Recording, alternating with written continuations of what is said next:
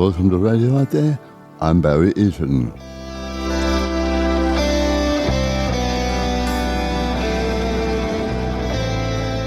And this week for the first time, Josie Thomson, a wonderful healer, but she combines neuroscience with all sorts of healing, inner healing, quantum healing, and, as she is famous for saying, illumination awaits within, and we go within a cave at Delphi and find an amazing healing process. All that and more this week on Radio Out There.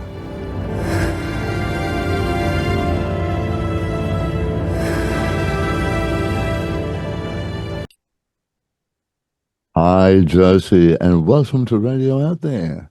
Hello, Barry. It's good to be here. Great to have you. Now, I have to say, you are an amazing healer. I had the most wonderful healing from you, and we'll talk about that later because there's so much more. And I want to introduce you to my audience because you haven't been on the program before.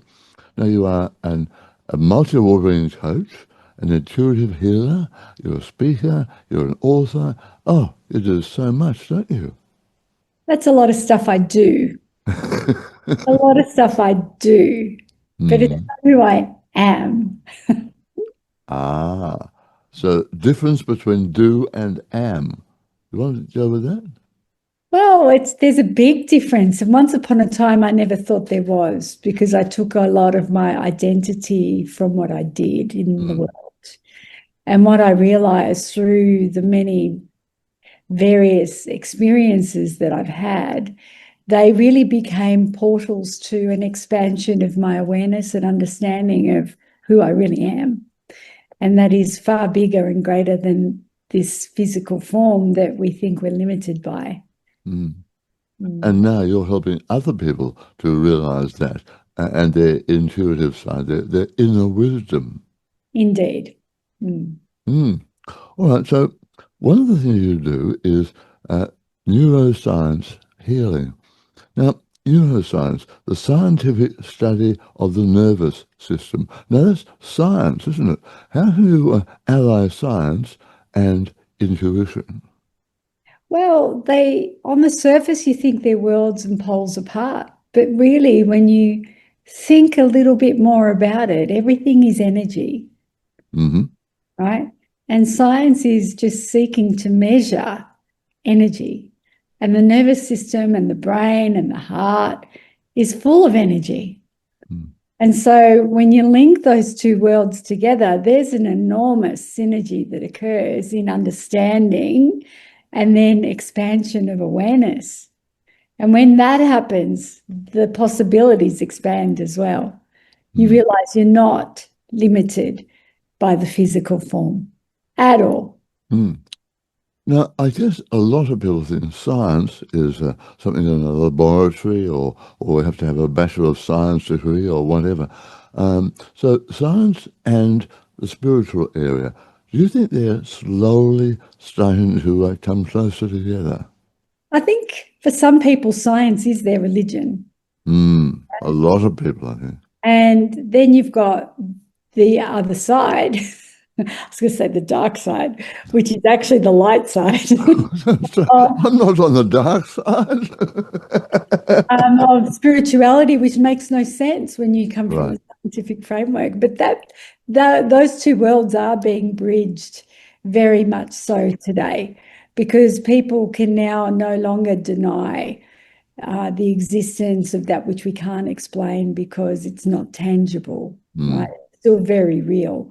And they now have much more sophisticated technology to measure some of that energetic world that intuitively we've been in touch with and known about for a very long time.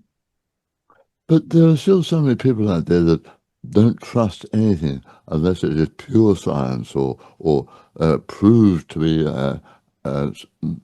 right in somebody's opinion, whether it's a doctor, a scientist, or whatever, a politician maybe.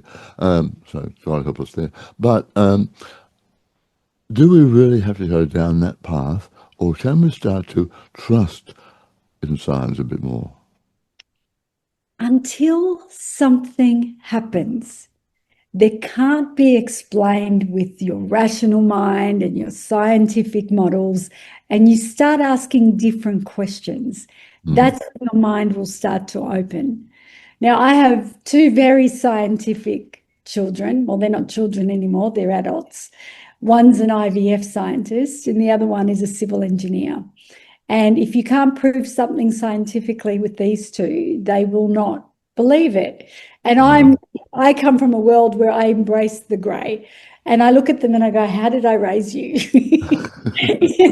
And we often laugh about that. But my uncle passed away recently, and it was a very profound loss in the family and very profound for my heart. I was very, very close to him. And the night that he died, I left the hospital room and all the family grieving around his body. And I went and stood outside with my back against the most magnificent, huge tree outside the hospital. And I was talking with my uncle, and there was a street lamp, and every time I said his name, it would flicker. And I was standing there with, as I said, with my back against the wall, and everyone was upstairs in the hospital. And then all of a sudden, my son came down to look for me because everyone was looking for me. And he came over and he said, "Are you all right?" And I said, "Come over here." And he put his back up against the tree. I said, I want to show you something. And I said, "See that street lamp?" And it was perfectly still. I said, "We're going to have a talk with Uncle Bob. And every time we say his name, I want you to just observe what happens." And we started having a talk, and this lamp, every time we said Bob, just started going off. And it wasn't random. It was like every time. And the timing of the conversation was very random. And my son stood there and he just kept looking at me, and his eyes were full of tears as well. We were deep in our grief. And he was looking at this, and you could see his brain trying to make sense of it. And I said, "Don't make sense of it. You know, when you ask me why I believe certain things," and I've always said to my kids, your brain serves you well for what you need it for, until such time that something happens when you cannot make sense of it with your rational brain. You will start to entertain a different way of thinking and maybe seeing the world. And when that happens, you may open to an appreciation of the other side. And this was one of those moments. Oh, wonderful. And that's the problem, isn't it? Too many people with that scientific approach, or whatever practical approach, whatever you want to call it, have closed their minds, and they've closed their heart as well. And a closed mind is not easy to open quite often. Barry, I was there at 24 years old. Oh, really? I was an accountant. Like, I was working with numbers and in a very rational, pragmatic, practical world. And then I was diagnosed with cancer and given 6 months to live. Now, that wasn't planned. That was nothing that I'd ever prepared for or anticipated. And that's when my whole world exploded into this newfound land of seeking and searching for answers beyond the limited framework that I'd come to know and understand about life. So I think at some point in time, we don't know what we don't know until we're tested. And then all of a sudden we realize, and then we go on a journey. Now, we can either grow better or grow bitter. And if we stay closed, we're going to get bitter really fast. But if we start opening, and sometimes we don't open until we need to, or sometimes we're forced to, and then there's a whole new world that emerges, and not 1 second before that. Yeah. But you've had 2 bursts of cancer, haven't you? Yeah.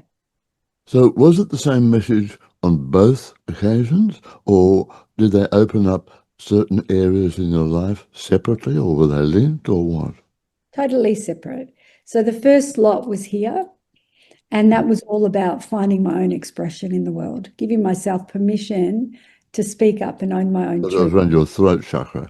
Absolutely. Yeah. And it was about not holding back and suppressing to earn the approval of others, which was what I was doing. You know, I had a disease to please, right?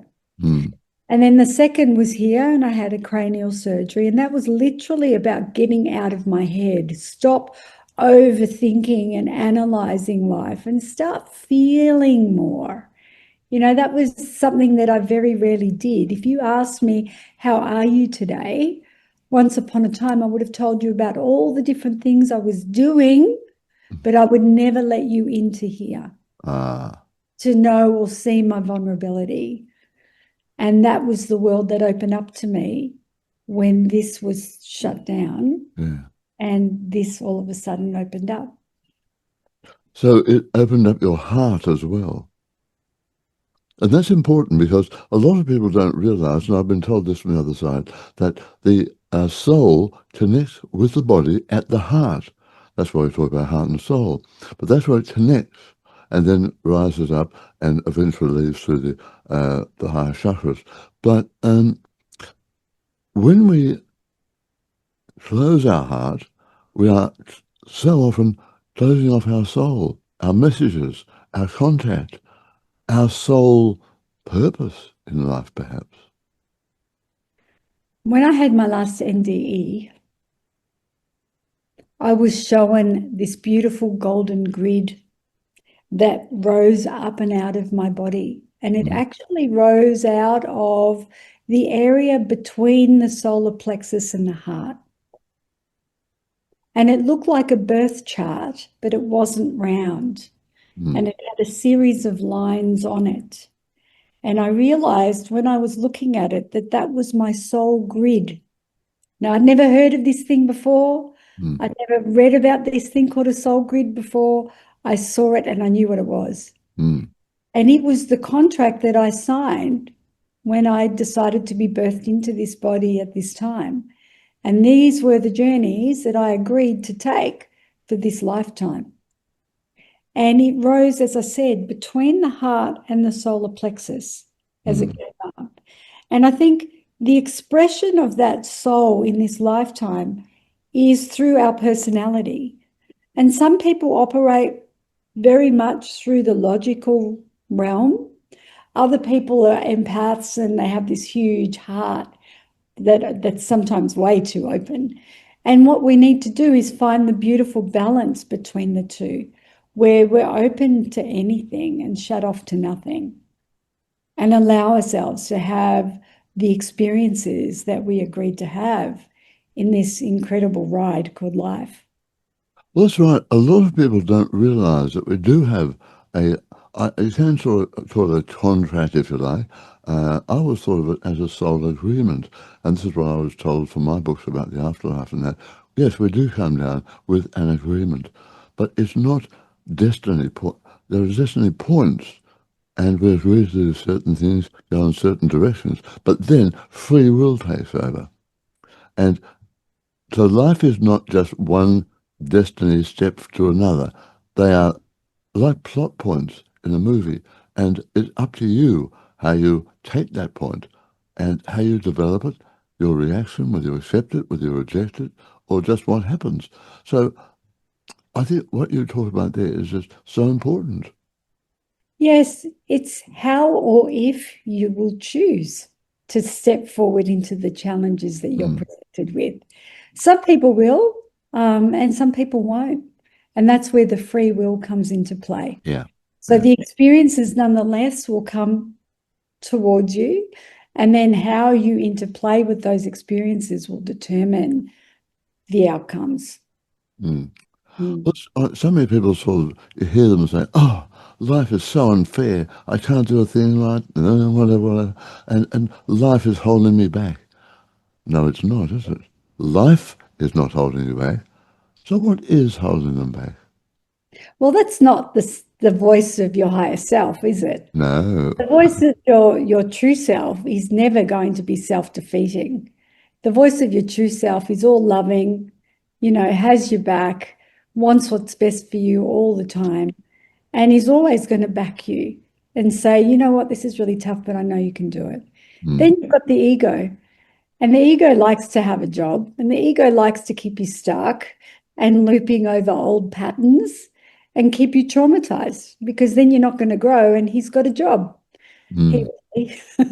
And so what we need to do is become aware that there's only one of you in here, but there's two voices. And one is limiting voice, and one is the voice of your true self. Which one will you choose? That comes down to a decision, doesn't it? So it's not all laid out there. The path is not firmly fixed. The path is there. How you choose to go down that path and what deviations you make is up to you. And that's very important. A lot of people don't realize that. Well, I think that it can get challenging and really noisy, especially Oh, when you're sure. trying to please and appease other people, right? And Mm. I've always said the right decisions, the best decisions for you will always deliver peace, Always? always. They won't be easy. No. They will always deliver a greater sense of peace. But it may not be immediate peace. Well, every decision will elicit either contraction or expansion. Mm. If it's contraction, there's no peace in that. And that's your body's way of saying something doesn't feel right. And that's because it's not right. Right.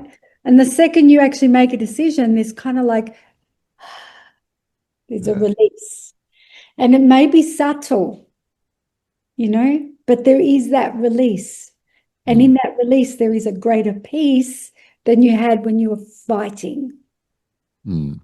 But everybody wants peace in their life, deep down, deep down. But we're not all going to get it at the same time. And it's not going to be easy to get. We might have to earn it. It might be end of a very long part of your life's road trip, or it may come like that. So, Well, Barry, I think you're right. I think most people do want peace, but a mm. lot of people want to be right. And when you want to be right, you're probably not always going to have the peace at the same time. No, no, that's Yeah. very true. Mm. Now, you talked about NDEs, near-death experiences. You told us a bit about one. Tell me about something. You've had three, haven't you? Yes. So tell me about them and how they changed your life. Well, the first two happened in close succession. They happened in 1991. I was 24 years old, and I was diagnosed with stage 3 malignant cancer. Mm, I had to have two surgeries very close together because we had not anticipated that it was going to be cancer, let alone malignant. So they did the first surgery, discovered the nature of it, and then I had to have another surgery straight away. As a consequence of that, I lost a lot of blood and the body was extremely weak. I was in ICU for a couple of weeks, and mm, during that time, whilst I was unconscious, I had experienced my first near-death experience. And what that was for me, I was totally unconscious at a physical level, but then an aspect of my awareness rose up and out of my physical body and was floating at the top of the ceiling, looking down at my physical body. So I had full awareness that an aspect of me was there and an aspect of me was here. So I knew I was here and I knew I was there, but there was no wild panic. There was no judgment or assessment about what was going on. It was actually pretty serene, actually. And I was just floating up there, observing what was going on. And then I saw on the equipment that my body had flatlined, and the two nurses raced in and tried to revive me, and they did. But during observing that scene playing out, I heard a really big male voice say to me, "It's not your time yet." And then I was back into my body. yeah. And then the next day, the very same thing happened again. And I didn't regain consciousness straight away. But when I did, I I wondered, did that actually really happen? Did that, because I wasn't sure. I'd never heard of a near-death experience. I'd never read about these things. Like, no one I knew had had cancer except a distant auntie several months before, and she died. And in those days, Barry, 1991, which is not that long ago, we didn't actually hear the word cancer very much. Not to the way we hear it today, no. No way. And they certainly didn't have the treatments that are available today for cancer. So if you ever heard the word, there was an automatic deduction that it meant death. Yeah, that's right. Cancer, yeah, that's right. Very true, very true. But I had this stubbornness and this will that arose in me that said, I want to live. And you did. I did. You did. That's the main thing. Mm. Now, what I really am looking forward to talking to you about is your experience in a cave at Delphi, where the Oracle of Delphi resides. I've been to the little city of Delphi, absolutely magnificent, but you have discovered a fantastic cave there. Can you tell us the story about that? So last year I had 4 evenings where I dreamt about a cave, and it was in a lot of detail. And I don't normally dream about caves. And on the 4th evening, I woke up and I said, where's this cave? And I was given an answer, and I heard the word Delphi. So the next morning I got up and I did a search and I went, oh, it's in Greece. Okay, I'm going to Delphi. Of course. So I booked a ticket to go to Delphi to find this cave. And I got there and I started asking some of the locals, where's this cave? Where's this cave? And everyone's saying, there's no cave in Delphi. And I'm like, yes, there is. And they're saying, no, there's not. And I said, yeah, there is. And they're like, how do you know? And I said, because I dreamt it. And so now they're thinking I'm a bit of a loony. Yeah. Bit of a wacko. And then I found this elderly lady in the reception area of the hotel that I was staying in. And I just looked at her and I said, have you heard of a cave in Delphi? And she looked at me and she said, why do you want to know? And I told her about my dreams and that I'd come because I'd had this dream. And then she got up and showed me this little hand-drawn map. And she said, is it this one? Because there's several caves. And the second I saw it, every hair on my body stood up. And I said, that's the one. So the next day I set off to find this cave, and I found this cave. And it didn't occur to me, Barry, until I stood in front of it. Why the hell did I come here to find a cave? Like, why? But anyway, I thought, okay, I'm here now, so I'm going in. It was a very small entrance, wasn't it? Yeah, it was only small, but it was very vast once I got in there. Once you got in there, yeah. It was phenomenal. The experiences I had in there was phenomenal. But that's right. I mean, people might see it and say, oh, I'm not going in there. It could be bats or some nasty animal in there or whatever. So I'm not going in there. But you went in. So what was your first impression when you crawled through this, well, not crawled, but I mean, went through this very small opening and you emerged into a whole new world? What was your first reaction? It was breathtaking. It was actually beautiful. I just looked around and I kept saying the words, I am here. I am here. And I thought, why am I saying that? That's not me saying it. It didn't feel like me, Josie Thomson, saying those words. And I repeated those words several times. And then I was given a message to go and sit right at the back of the cave, which meant climbing over a series of major rocks, formations. So this was a thought message, was it? Yes. Right, yeah. right. So I did that, climbed over all these rocks, went to the back of the cave, which by the time you get there, you could not see any light from the front of the cave. It was pitch black. And then all of a sudden, Barry, I started seeing all these incredible rainbow-colored lights everywhere. They were so vivid and they were colors I've never seen with my human eyes before. They were just amazing. And I'm looking around going, where is this color? How is this color even possible? And I was putting my hands in front of my eyes to see if it made any difference, because I didn't know if I was seeing things, and it made no difference at all. They were just everywhere. And then I thought, oh, interesting. And then I sat down and I just started meditating, and I could feel the cave breathing with me. It was the most beautiful experience. I was so relaxed. Not once did I have any sense of fear being in there by myself in the dark. And it was just this beautiful energy just breathing with me. And then I said out loud to the darkness, I said, I brought you a gift. And in my bag, I had a small amethyst crystal that I'd brought. And then I heard a voice in my head that said, I want the green heart. And I was kind of wondering, where did that come from? Did I make it up? And then it said again, I said, what? And again, it said, I want the green heart. And I thought about it. And in my backpack, I had a very large green opal crystal that I would use for meditation. And I said out loud, no, you can't have that. That's my meditation crystal. And then this voice insisted, I want the green heart. So I took it out of my backpack and I held it in my hands. And I'm like, why is this decision so difficult?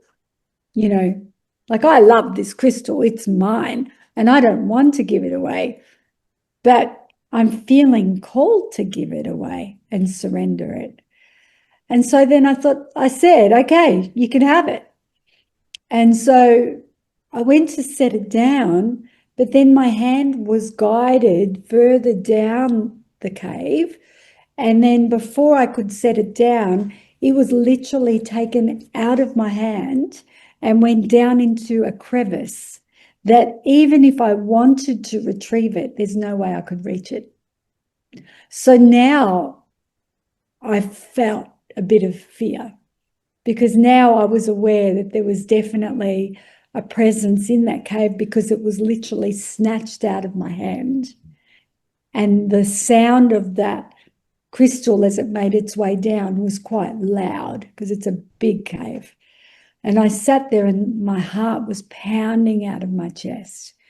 And I had my hands on my chest and I said out loud, I'm scared. And then this voice said, there's no need to fear. We are here. And I said, I don't even want to know who you are. I just don't want to be scared. And so my priority was to calm my nervous system down. So I did some breathing, and then eventually I let go and just rested my hands on my knees.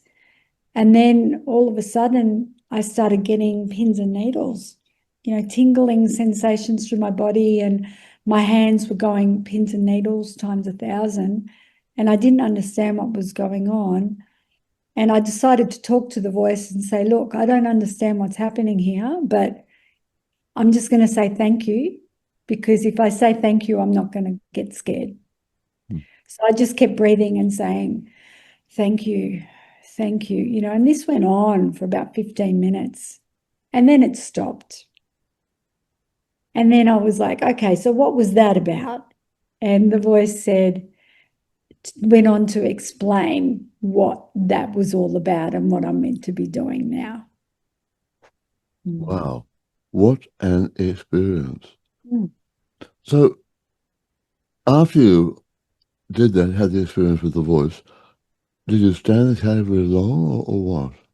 I had been there by that time about 2 hours, and I had a driver, because it took me quite a while to hike to the cave, and I had a driver that had agreed to be at a particular spot to collect me 6 hours after I left that spot. Yeah. So I was calculating in my mind how long I needed to be able to walk back and meet the driver. Otherwise, I'd be left alone on this mountain.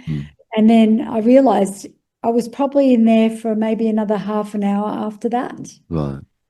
And then I had to leave, and I didn't really want to leave, and I said, look, I need to leave now, but I don't really want to leave. And then this voice said to me, you are to return next year with a circle of 8. And that's what I'm doing. I'm taking a group in September. Yes, you are. Mm. Wonderful.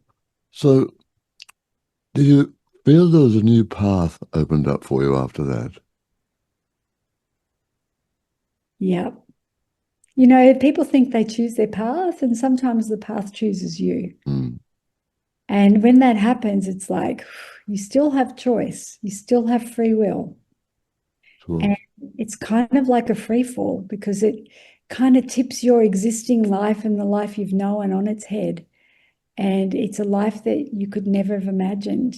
Mm, And you have to walk bravely in that direction and yeah, just surrender to that path and trust absolutely. it's the way that you need to be going. And that's what I'm doing now. You are. You are. Well, I went to an amazing workshop with you, and you have embraced this cave into a healing area, and it was the healing of the heart. And I have been having heart problems, and I did this workshop, and I don't think I've ever felt so innovated in all my life. It was the most amazing healing experience I've ever had. So tell me a bit about that healing workshop you did and how it's going to affect so many people. It really affected me, I got to tell you. Well, I'd like to hear about how it affected you because I don't often hear about how it affects people. So it'd be beautiful to know. Well, I mean, I did at the time I spoke up and told my feelings. First of all, knowing it was about the heart, I guess I opened up my heart, and a couple of minutes into the healing, tears started just pouring down my face. And you know, I don't cry a lot. I can be very emotional, but I don't cry just like that. But it was so moving and so heart-stirring that tears poured down. And I just felt this unbelievable energy coming all the way through me. Mm. And it took over and just filled me with all sorts of wonderful things. And then out of nowhere, there was this light, a small light in the distance. We were all closing our eyes at the time. And this light came closer and closer and closer. And then it sort of opened up into a beautiful crystal. And it came and just morphed with me, I guess, is the best way of saying it. And I embraced that. And at the end of it, I was so innovative. I had to go and do something myself at the end later in that day. And I don't think I could have done what I did without that healing Mm. because it's, I hope I can say it changed my life, but it certainly gave me the fantastic boost that I needed at that time. So Mm. it was an incredible healing. That's all I can say. I'm still allowing it to heal me. That's awesome. Did the light have a color? Oh yeah, bright white, Bright white. very white, pure white. Mm. Mm, Beautiful. Yeah, well, this is all reasonably new to me. I was instructed at the beginning of this year to start doing healing circles, and it's a very different world to corporate coaching, which is what I was doing for a yeah, long time, nearly 30 years. And it's been amazing to bear witness to what the frequency of this healing does for people, which is quite mm, unique to what the individual is prepared to allow and receive. So there's a fair bit, as you remember, when I did that session, there's a fair bit of setting up to make sure that the right people are in the right mindset and yeah, framework to allow the healing to take place. And then if they are willing and open and ready, then they can receive the transmission. yeah. Yeah. Mm. And I love the way you sealed it off with some magnificent music from Brahms. Mm. Was Yeah. that was that intuitive or what? Yes. So that morning, I had an idea of what I was going to do, which was very similar to what happened, but a little bit different.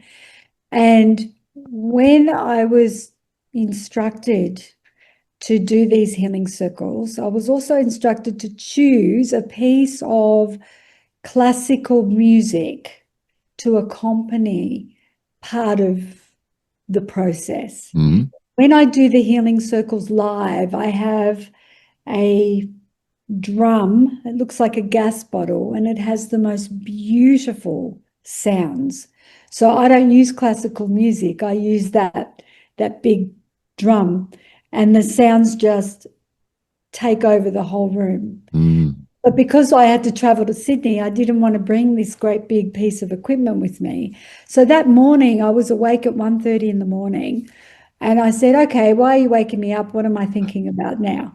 And it was like, we need to choose the right piece of music for today. And I said, okay. So I went onto YouTube and it just found me. Jumped out. Yeah. And as soon as I heard it, I could feel the resonance in my body. And I went, okay, it's this one. And so what I did was I paired that with an image of the inside of the cave. Mm. Yeah. So that people could still get the frequency and the resonance of that energy of the cave whilst they were sitting there. I was sitting there. Yeah. I mean, Yeah. that was quite amazing. So, what was that piece from Brahms? It was actually called the five. I might have to find it for you, Barry. So, Yeah. The five. Let me see. put you right on the spot here now, Josie. Sorry about that. That's okay. That's okay. It's this one. Let me see if it goes through. It is called, the one I actually used was called Beethoven's Five Secrets. Beethoven, not Brahms. No, Brahms was the first one that I was going to use. And then I ended up using Beethoven's Five Secrets. Ah, Beethoven's Five Secrets.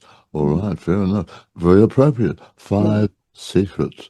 And you are working in the secret cave there. Absolutely fantastic. Yeah. Now, time has beaten us here, but I know on your LinkedIn page you have a Thankful Thursday comment. And as we're recording, it is Thursday, the day before we go to air. But what is the message for Thankful Thursday, the Okay. 3rd of July? Okay. I will read it to you. I did not put it on LinkedIn. And the reason for that is LinkedIn is more of a professional. I know. And so when these messages come through on a Thursday, if it's business linked or related, I will put it in LinkedIn. But if it's more personal, I don't put it on LinkedIn. But every single one of them go onto my Facebook. Right. And today's message is this. Here we go. If there is one lesson life continues to whisper in quiet moments, in heartbreak, in joy, it is this: learn to love, not as a concept or a performance, but as a way of being, as the breath behind all things. Love cannot be caged or clutched. Try to hold it too tightly and it slips through your fingers, not because it's fragile, but because it's free. Love is not something to possess, it's something to become. So today, I'm thankful for the ways love reveals itself, not just in grand gestures or perfect moments, but in the quiet expansions of the heart when we least expect it, in forgiveness, in surrender, in letting go, in letting someone in. Love doesn't come with guarantees. It doesn't demand perfection. It simply asks for presence, for courage, for openness to being shared. It is not fear that teaches us how to live. It is love that leads us home. And when we allow it, when we stop resisting and start flowing, love softens what's rigid, mends what's broken, and opens doors we didn't even know were there. Love builds, Love creates. Love liberates. So on this thankful Thursday, I offer gratitude, not just for the love I've received, but for the way life itself has become a teacher of love, refining it, expanding it, rooting it deeper in my being. Love is not a destination, it's the path, the bridge, the transformation. And it begins with you, with the love you choose to give, to become, to live out loud, not because it is returned, but because it is who you are. May your heart stay open, may your journey be blessed, and may you remember always you are love becoming. Oh, that is a beautiful message, Josie. Absolutely stunning. And a very wonderful point to finish our incredible conversation. And thank you so much. And Very welcome. I know you're off to Delphi soon, and you're going to do it again next year, I understand. So Yes. people can have a look at your website and find out more. JosieThompson.com. Josie, thank you so much. Thank you, Absolute Barry. delight meeting you, and thank you for that fantastic healing. And I hope I can have more sometime. Come to the cave. Oh, I will. I'd love to. Find out more about that cave and have a look at it. Go to Josie's website, JosieThompson.com. Thanks for your company. See you next time on Radio Out There.